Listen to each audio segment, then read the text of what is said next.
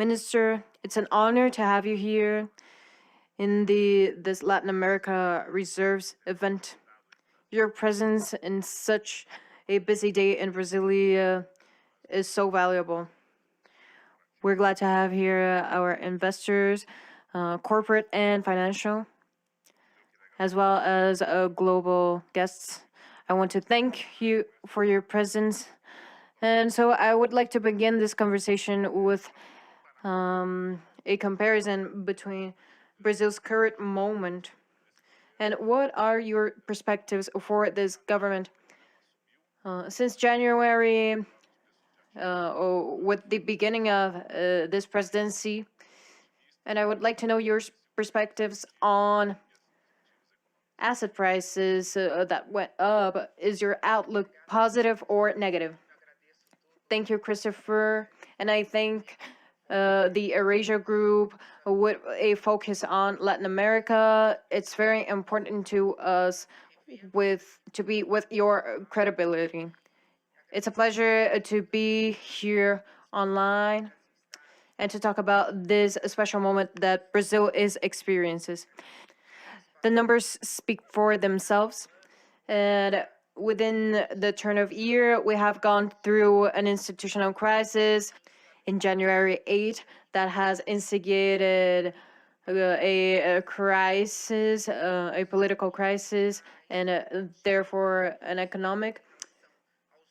And we all have an expectation as to the numbers of growth in Brazil. I would like to start by saying that the first hit and success of the President Lula was recreating the Ministry of Planning in such a pivotal moment for planning in Brazil. In the pandemic, we didn't have a ministry so that Brazil could have a safe place, not only for the sanitary crisis, but by their repercussions. A country whose economy was paralyzed. So recreating the Ministry of Planning made all the difference. And the second point that I would like to point out, which was a scare to me, was the fact that the president, by understanding that we have a broad front, and although it is a left-wing government, chose as Minister of Planning someone who has a different economic outlook. And this, in a way, has contributed to calming things down when it comes to the market and the Brazilian macroeconomics.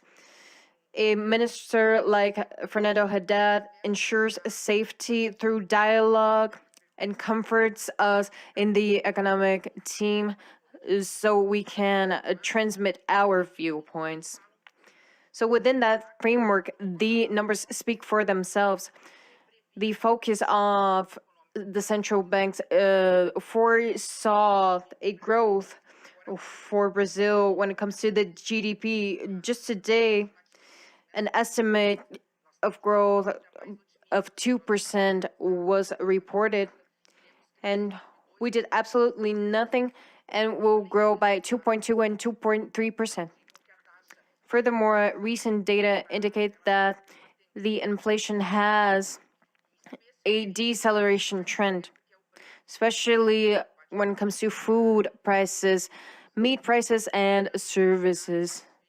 And that is within a scenario, we come from 2020, 2021, in which the inflation was 10%, and now that it is 5%, it should be celebrated. All of these aspects, including the relation with the compelling speech of the Ministry of Finances regarding our tax commitment, we have presented in the Chamber of Deputies, already approved by the Senate, and returning to the Chamber of Deputies for adjustments. This framework, these rules that establish quite clearly that we have tax responsibilities with focus on expense control, so that next year we can start, despite our 0.25 margin, we want to go to a zero deficit. And there is an estimate that this year we can possibly reach -1, and with the possibility of having it down to a zero next year. That all changed the perspective of the market towards Brazil. And so the numbers speak for themselves. The outlook is very positive, not only regarding the tax framework, but as to showing the responsibility that Brazil has towards its accounts. The framework is not a miracle worker in and of itself, but it controls our debt in relation to our GDP, and that allows us to say by Brazil, so internally and for the rest of the world, that we are reaching towards the center when it comes to the economy. Perfect. We do live in an upwards movement when it comes to the situation. Moving on to tax reform, besides the framework, maybe it's the most important item in the Chamber of Deputies. I would like to know how the reform is being undertaken, and also going through your broad experience in the Senate. How do you proceed? And is there a possibility of the tax reform being stopped? Well, Christopher, I think the reform is the flip side of this coin. Looking internally, public expenses, this is not a pendular government, and it doesn't have a lot of expenses. And another information that I think about our primary deficit is that with the numbers that we have in mind, since 2017 and until now, in 2017, we had a 0.9 deficit, and it has been decreasing, going into -1 in primary expenses. Apart from the year of 2020, that was the year of pandemic, and we have to be honest and disregard that year that had an excess of expenses. Since 2017 counting, and until now, we have an average expense, an average of 18% or 19% of the GDP. We should do our homeworks now, and our only silver bullet is tax reform. Brazil needs to grow sustainably and in a way that lasts. Brazil has never grown in the last 3 decades or even the last 4 decades. So in the last 35 or 40 years, as an average, Brazil grows 1% a year. And Brazil is a powerhouse in hydric resources and land resources. The agribusiness speaks for itself. The commodities, with our commodities, there is no reason not to grow. And we know that sustainable and lasting growth will only go through a tax reform. Today we have a tax reform that, if it's not ideal, it's at the very least very good. It has raised productivity, guaranteeing investments and reducing distortions, guaranteeing less litigation, credit deduction, and compliance with transactions. In all of these aspects, the tax reform simplifies, unifies, and tributes in the destination and not on the origin, causing a good reaction to the economy. But does it pass or not? Well, from my 8-year experience within the Congress, I've had the joy to be the first woman to preside this meeting where reforms go through. I have designated a few congressmen. We were there in the pension reform, labor reform, and now we are following the tax reform. I've never seen a more favorable environment. And I speak like that as a professor that has began discussing this matter since the 90s in classrooms as a teacher. So I've never seen a more favorable environment, very fruitful, but I've also never seen that much urgency in improving the reform. I think that is the point. In the Chamber of Deputies, I believe that if it doesn't happen before the last week of July, before our breaks, it will happen in the first week of August. There are concentrated efforts so as to approve it in July, in the middle of July, or in the beginning of August. And in the Senate, I know where the attention points or the clash points are, especially when it comes to raising tax burden in services, which reduces the tax burden in industry, generating the biggest number of salaries with the best salaries, alleviating the burden of industry and making the industry competitive again, together with Asian countries' industries, for example. But it can require a different care and rate according to the services, and the Senate will keep a close eye on that. States such as mine, Mato Grosso, which is a productive state and not a consumer state that has a lower demographic density, the Regional Development Fund, which allows new investments for these regions, railways, highways, ports, airports, but also a fund that guarantees a support in short and medium terms so that the states don't lose tax collection. Because this reform is progressive and already shows results in by the second year, there is a support to protect municipalities and cities in short term. It is gradual and it'll take 20 years in this federative pact. I have a very positive outlook, but I don't believe in the reform for the month of November because we need dialogue, we need understanding to understand bigger conflicts. But I'm still positive that in the turn of the year, Brazil can finally have a tax system that is fair and long-lasting, which means generating jobs and reducing the inequality. And also, we in Eurasia see a similar scenario.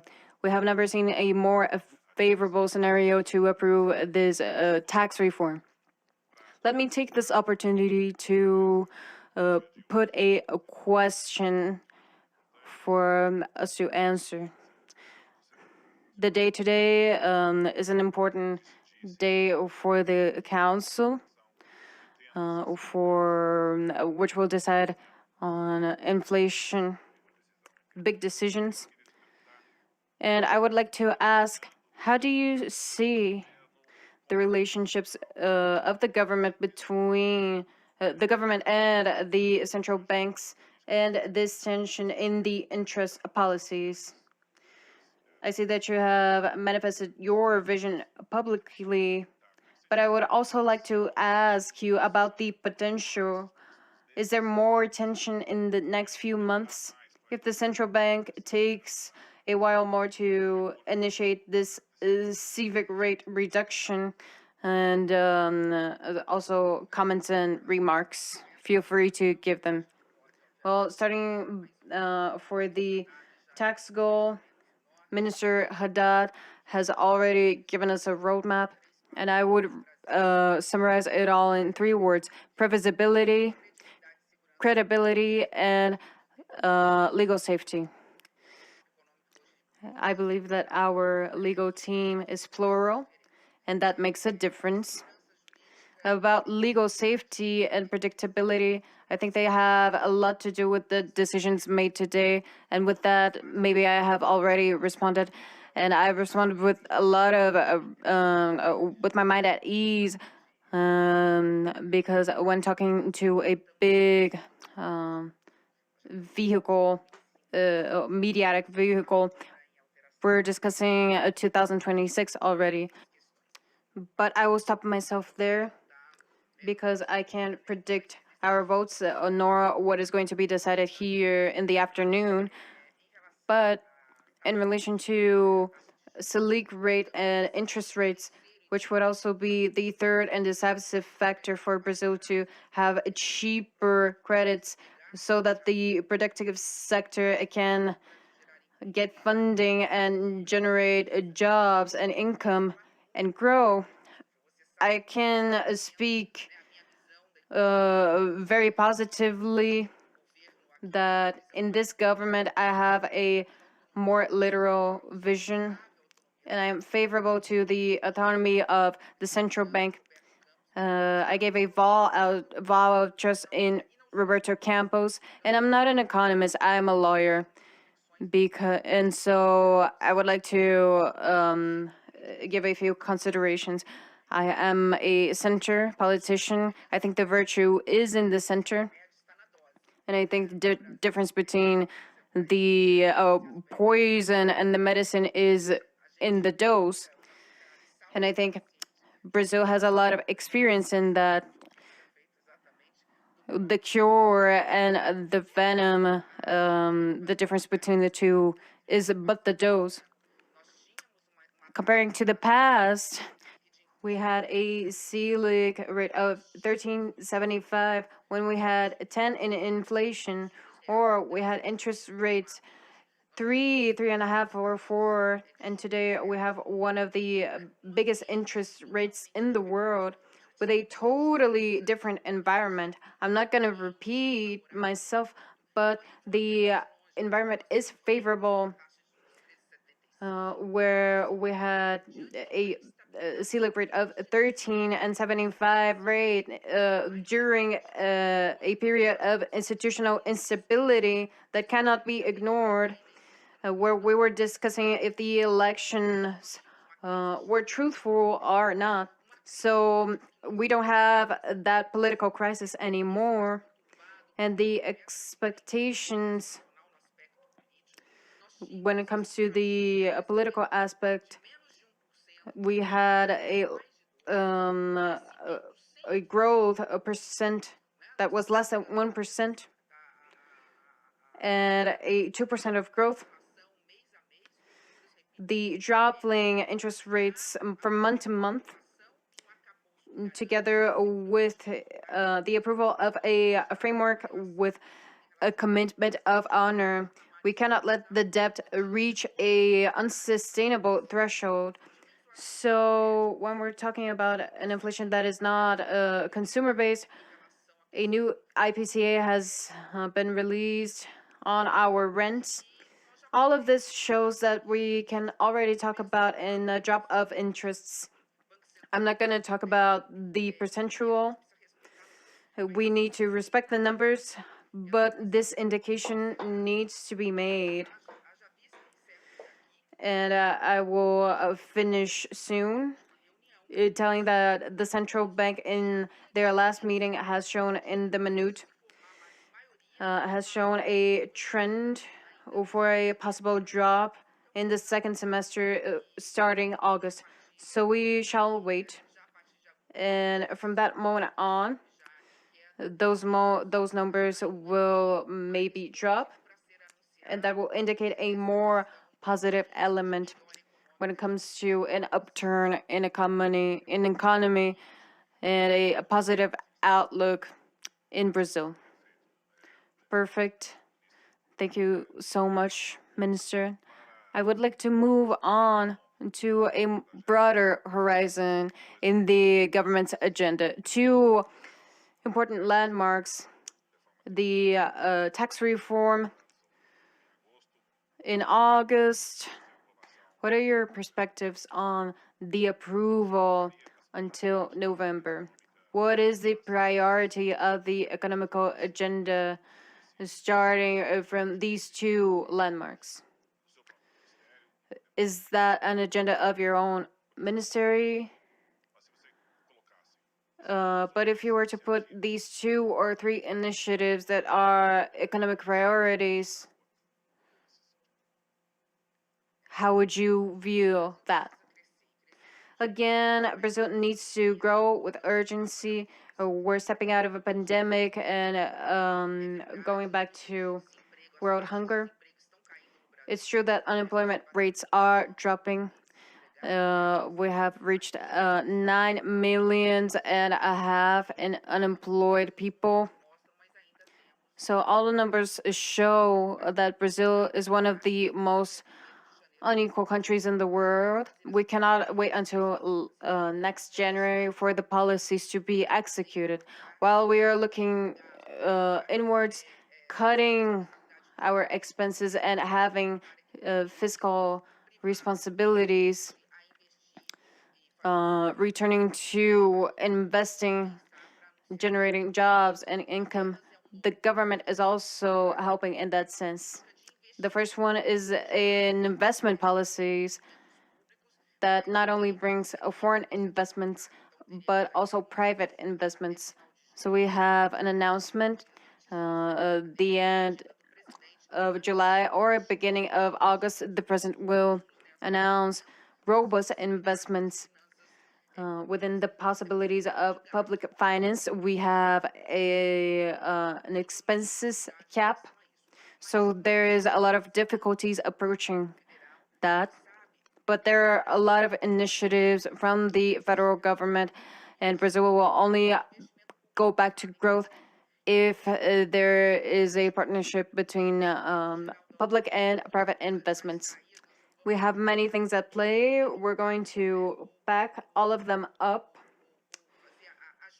or gather all of them up, and we will be announcing auctions and concessions and authorizations in relation to logistics in Brazil, such as railways, highways, ports, airports, in some cases, moving to private initiatives, as well as these PPPs. In the second semester, the focus will also be with Minister Haddad. Obviously, the correct timing is of essence. Not consumerism reform, but income reform. Brazil is a very unequal country, and we need to reveal the tax collection, which is much more collected through personal assets more than income. And the president has a commitment by the end of his office, allowing the middle class to have more room to breathe. And those who have an income up to 5,000 reais won't need to hand their taxes. So from one side, we have the Ministry of Planning and Budgeting. We need to control public expenses. I wanted to discuss this a lot in such an unequal country where many public policies need to be recreated or reheated because they were out of date for such a long time. And we have inside our ministry 2 offices that need to watch the numbers. And one specific was created, and it's so important, and it is the Office of Monitoring and Evaluation of Public Policies. So we will be announcing a few news that are coming up. Furthermore, we are facing a PPA, one of Brazil's biggest problems, and this is something that I have as a mission. In 5 years, we won't acquire everything, but we need to change Brazil's planning culture. So this year of PPA, which is a medium-term planning, which outlines the goals and guidelines for 2024 and 25. It's being highly, people are joining in. I've been in many capitals and I have 7 missing. I had COVID and I was missing for a week. But in August 31, we will be handing in the annual plan with all the guidelines linked to LDO, and the budgeting law that will be handed in August 31. And for that, the long term, we start the second semester, and with everyone's help, Eurasia will be very welcome with their contributions. And within the ministries and with the judiciary power, the Court of Accounting, the National Congress, with the agenda, which is 2440 and not 2450. We're thinking about 40 laws that will lead Brazil in public policies in 2024, all throughout 2040. This is a semester that will demand great efforts. And with the ministry and the Congress, to address the many Brazils we have, because we have many types of inequality within Brazil. And so we should separate them by race, by region, and depending on each and every context. And the face of poverty in Brazil is always a Black woman from the Northeast, or so I always say. This is something I have been saying since my first day as a senator, and even before as a deputy, which is a national development strategy. We have plans being undertaken by the ministry with partnerships with other ministries, and regionally and nationally. With those partnerships, hopefully we can advance in this strategic plan. Perfect, Ministry. Very well put. This debate is very important so as to broaden our horizons and think about development plans in the long term, even in the global setting. That is a concern. I guess my last question would be, how do you feel Brazil currently within this world of transformations and opportunities? What is the government thinking when thinking about foreign investments? And I won't take too much of your time, and I thank you in advance.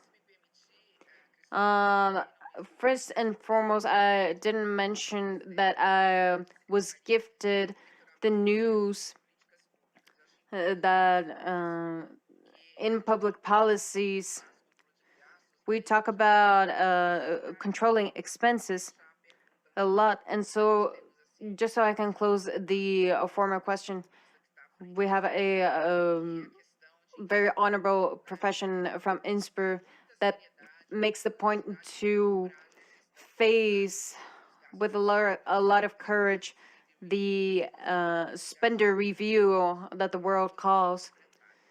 But we are going to face that, and public policies exist to be enhanced. And even when the goals are not met, we have to have the courage to own up to that and maybe eliminate that policy. Especially going out of a considerable deficit. And before answering the last question, I thank you for welcoming me, and I will be here when necessary. All in all, I think Brazil is back after a after isolating itself after a government that preached denial, and Brazil will not go anywhere alone. Just like the world, we have topics that are priority, that are collective, and that meet other countries' demand. So, in a geopolitical setting, Brazil has been distinguished. And when the president was in COP in Egypt, we are going to preside the COP, and we are very optimistic about it. We know about the sustainable development and the need to preserve the Amazon forest as well as our rivers. We have the Ministry of the Environment, Marina Silva, a very renowned politician. And Brazil came back to this global setting, and we are very optimistic as to foreign commercials, commercial trades. Surely there will be setbacks as to current decisions, but overall, we're very optimistic to sign the deal between Mercosur and the European Union. If not this year, then the next year. Brazil is a part of BRICS and in OCDE, and we will be the only country to be in both. Of course, this is a more medium-term vision, but this signalization, this indication is important. The president's speech in France was music to our ears. It pleased us very much when the president said, "We know of our responsibilities with the environment. We know about our impact on the economy when it comes to agribusiness. We need to be sustainable. We are aware of that, but we need help. We need help of the international funds and the Amazon Fund that will help us take care of that heritage so as to not give up our sovereignty, but to reinforce our responsibilities." I am very happy to be working alongside Lula, a responsible president that knows that the country has sovereignty, but still is very caring. And me and Minister Haddad, we have different responsibilities. We are responsible for that foreign funding. I'm the Minister of Planning. I control BEAD and other organizations, and Haddad is on to BRICS, and together we are ruling over many important realms. And I'm very happy to say that we are going to different realms. We are searching sustainability, green economy, and I'd be remiss if I didn't praise myself. I am really happy about Panama and their gender politics, all of their investments and the projects that are being approved here in Brazil with these lines of financing, bilateral financing, with sustainability and green economy. But in this project, the encouraging prospects are thrilling. And with these words, I would like to end on a high note so that we can bet on Latin America. The census just came out, and that shows that we are smaller than we thought, but there are opportunities. But we still have a demographic positive outlook, and that we have 4 years to really seize our work. We're going to work 24/7, and we're going to be responsible for a skyrocket in life quality and also growth. Since I was a little kid, and because I have experience as a teacher, I have to bring this to the country and to our workers. Thank you so much, Minister, for your words. They are very welcome. I thank you.